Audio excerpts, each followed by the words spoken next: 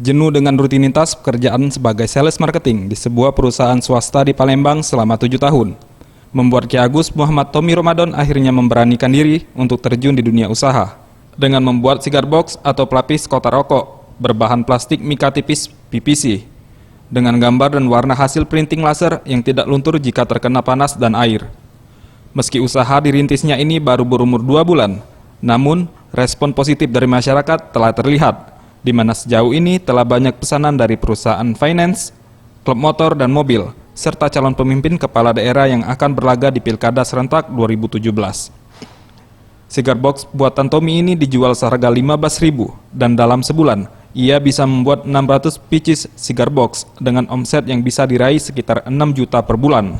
Kalau harga sih saya bervariasi ya.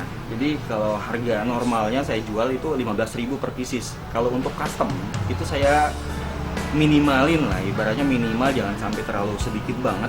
Itu saya minimalin 8 piece untuk custom.